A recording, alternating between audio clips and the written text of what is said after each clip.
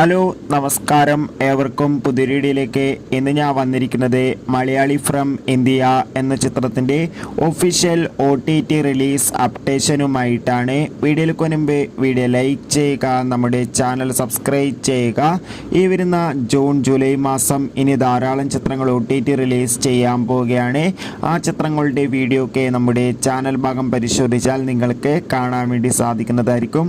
അതോടുകൂടി ഒരു കാര്യം അറിയിക്കട്ടെ, വിനീത് ശ്രീനിവാസന്റെ സംവിധാനത്തിൽ പ്രണവ് മോഹൻലാൽ, ധ്യാൻ ശ്രീനിവാസ്, നീരജ് മാധവ്, നിവിൻ പോളി, അജു വർഗീസ്, കല്യാണി എന്നൊക്കെ പ്രധാന കഥാപാത്രങ്ങളായ ചിത്രമായിരുന്നു.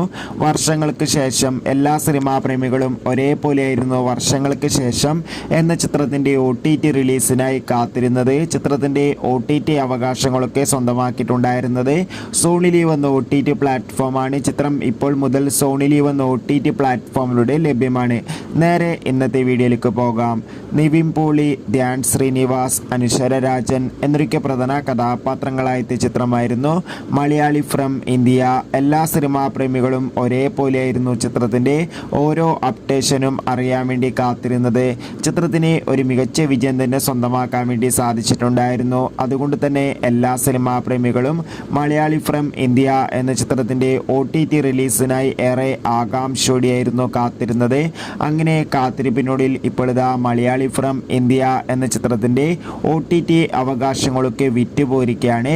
ചിത്രത്തിൻ്റെ OTT അവകാശങ്ങളൊക്കെ സ്വന്തമാക്കിയിട്ടുള്ളത് സോണി ലീവ് എന്ന OTT പ്ലാറ്റ്ഫോമായിരുന്നു. ഏവരും ഏറെ ആകാംക്ഷയോടെയായിരുന്നു ചിത്രത്തിൻ്റെ OTT റിലീസിനായി കാത്തിരുന്നത്. ഇപ്പോൾ ഇതാ ചിത്രം എന്നായിരിക്കും OTT റിലീസ് ചെയ്യുക, ചിത്രം ഏതൊക്കെ ഭാഷയിലായിട്ടായിരിക്കും OTT റിലീസ് ചെയ്യുക എന്നൊക്കെ കൺഫേം ആക്കിയിട്ടുണ്ട്. മലയാളി ഫ്രം ഇന്ത്യ എന്ന ചിത്രം മലയാളം, തെലുങ്ക്, തമിഴ്, കന്നഡ തുടങ്ങിയ ഭാഷയിലൊക്കെ ആയിട്ട് ഈ വരുന്ന ജൂലൈ മാസം 5-ാം തീയതി ആയിരിക്കും OTT റിലീസ് ചെയ്യാൻ പോകുന്നത്. എന്തായാലും കാത്തിരിക്കാം ചിത്രത്തിൻ്റെ OTT റിലീസിനായി. ബൈ.